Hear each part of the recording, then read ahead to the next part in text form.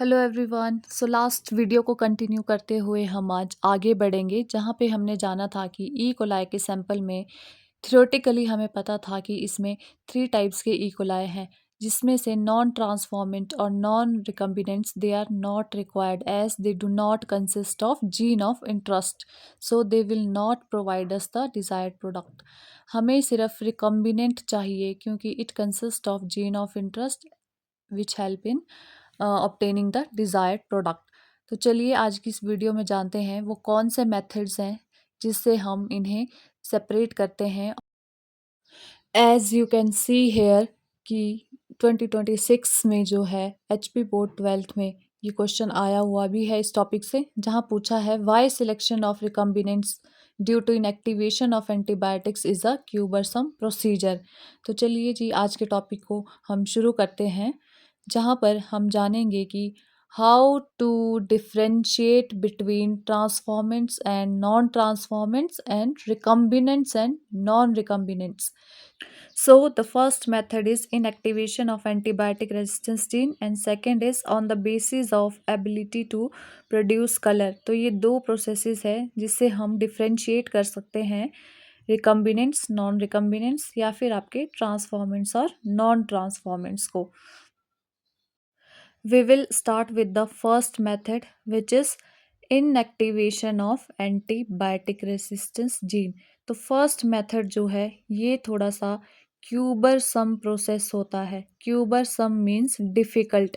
First method से जब हम इन्हें सेपरेट करते हैं तो ये थोड़ा सा जो है डिफ़िकल्ट प्रोसेस होता है as compare to the second method. तो इसका हम रीज़न भी जानेंगे कि क्यों ये डिफ़िकल्ट प्रोसेस है, और यही जो है आपको क्वेश्चन में भी पीछे पूछा गया था कि why it is a cumbersome process. NCERT भी हमारी मेंशन करती है कि selection of recombinants due to inactivation of antibiotics is a cumbersome procedure. And second method में हमें कलर जो है वो विजिबल होता है, that's why it is a easier process than the first one. ठीक है, कलर को जो है हम डायरेक्टली अपनी नेक डाई से देख सकते हैं, तो इसलिए सेकंड प्रोसेस जो है वो थोड़ा सा इजी रहता है as compare to the first one. तो चलिए जी अब हम अपने मेन टॉपिक पे आते हैं, सिलेक्शन ऑफ रिकम्बिनेंट्स। कि रिकम्बिनेंट्स को उस इकोलाई के सैंपल में से किस तरह से जो है सिलेक्ट किया जाता है। तो हमारे पास 3 टाइप्स के इकोलाई थे, तो हमें इसमें से सिर्फ और सिर्फ रिकम्बिनेंट्स को सिलेक्ट करना है। तो on the basis of first method antibiotic resistance gene method से हम कैसे रिकम्बिनेंट्स को सिलेक्ट करते हैं, पहले हम ये जानेंगे। This method requires simultaneous plating on 2 plates containing different antibiotics.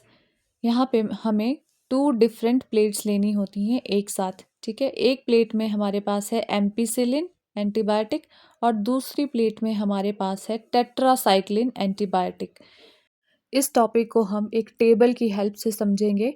तो चलिए जी जल्दी से एक छोटा सा टेबल बना लेते हैं। अगर आप क्लास 12th के बच्चे हैं और इस वीडियो को देख रहे हैं तो आप भी जो है इस टेबल से आसानी से इस टॉपिक को समझ भी सकते हैं, और रिवीजन पर्पस से भी आपको ये बहुत बहुत हेल्पफुल होगा।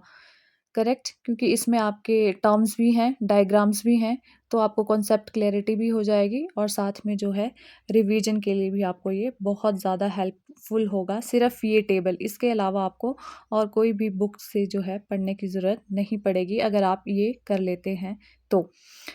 तो इस तरह का कुछ आपका टेबल बनेगा। एज वी नो कि ई कोलाई के सैंपल में हमारे पास 3 डिफरेंट ई कोलाई थे, non transformant, non recombinant and recombinant. ये हम पहले ही जान चुके हैं। तो इस ई कोलाई को, जिसमें 3 टाइप्स के ई कोलाई प्रेजेंट है, इस सैंपल को हम डालेंगे एम्पीसिलिन प्लेट में और टेट्रासाइक्लिन प्लेट में, और ये जो है साइमल्टेनियस प्लेटिंग यहाँ पे होती है, यानी कि इस सैंपल का हाफ पार्ट मैं डाल दूंगी एम्पीसिलिन प्लेट में और इसी सैंपल का हाफ पोर्शन हम डाल देंगे टेट्रासाइक्लिन वाली प्लेट पे। करेक्ट, तो यहाँ पे हमने ई कोलाई सैंपल को पहले एम्पीसिलिन प्लेट में डाला और जो हाफ पोर्शन था सैंपल का उसे हमने टेट्रासाइक्लिन वाली प्लेट में जो है वो पुट कर दिया। चलिए अब नेक्स्ट समझते हैं। यहाँ हम जानेंगे कि कौन सा ई कोलाई जो है वो एम्पिसिलिन या टेट्रासाइक्लिन प्लेट में ग्रो करेगा या फिर सरवाइव करेगा, और कौन सा इकोलाई जो है उसकी डेथ हो जाएगी एम्पिसिलिन या फिर टेट्रासाइक्लिन प्लेट में। पहले हम शुरू करते हैं नॉन ट्रांसफॉर्मेंट से। तो हम देखेंगे कि क्या नॉन ट्रांसफॉर्मेंट एम्पिसिलिन प्लेट में ग्रो करेगा। It will not survive or grow in the ampicillin plate. Non transformant ampicillin plate में सरवाइव नहीं करता है क्योंकि इसके पास कोई भी एंटीबायोटिक रेजिस्टेंस जीन प्रेजेंट नहीं होती है, हेंस इट विल डाई। जो नॉन ट्रांसफॉर्मेंट है उसके अंदर ट्रांसफॉर्मेशन हुई ही नहीं है, which means foreign DNA has not entered the E. coli। अब जब फॉरेन डीएनए इसमें एंटर ही नहीं हुआ तो इस नॉन ट्रांसफॉर्मेंट ई कोलाई के पास कोई भी जो है एंटीबायोटिक रेजिस्टेंस जीन प्रेजेंट नहीं रही। या फिर हम ये भी कह सकते हैं कि नॉन ट्रांसफॉर्मेंट ई कोलाई जो है वो नॉर्मल ई कोलाई ही होता है। जैसा हमने पिछले लेक्चर में पढ़ा था कि नॉर्मल ई कोलाई के पास कोई भी एंटीबायोटिक रेजिस्टेंस जीन नहीं होता है, यानी कि एंटीबायोटिक से लड़ने की क्षमता नहीं होती है। अब इम्यूनिटी नहीं होती है जिसकी वजह से एम्पिसिलिन क्या कर देगी, इस नॉन ट्रांसफॉर्मेंट ई कोलाई को किल कर देगी by destroying its cell wall. Now we will see कि क्या नॉन ट्रांसफॉर्मेंट टेट्रासाइक्लिन प्लेट में ग्रो करेगा। तो नॉन ट्रांसफॉर्मेंट के पास जब कोई एंटीबायोटिक रेजिस्टेंस जीन ही नहीं है तो यहाँ पे भी जो है नॉन ट्रांसफॉर्मेंट सरवाइव नहीं करेगा। ये हम पहले ही रीज़न जान चुके हैं। इसके पास ना तो एम्पिसिलिन से लड़ने की इम्यूनिटी है और ना ही टेट्रासाइक्लिन से लड़ने की इम्यूनिटी है। दैट्स वाई ये एंटीबायोटिक्स क्या करेंगी, इसकी सेल वॉल को ब्रेक कर देंगी और दोनों केस में जो है नॉन ट्रांसफॉर्मेंट की डेथ हो जाएगी। और रिजल्ट हमारा रहेगा कि non transformants will not grow in either of the plate. दोनों में से किसी भी प्लेट में नॉन ट्रांसफॉर्मेंट ग्रोथ शो नहीं करता है। सो अब हम नेक्स्ट मूव करते हैं कि क्या नॉन रिकम्बिनेंट एम्पिसिलिन प्लेट में ग्रोथ शो करेगा या सरवाइव करेगा।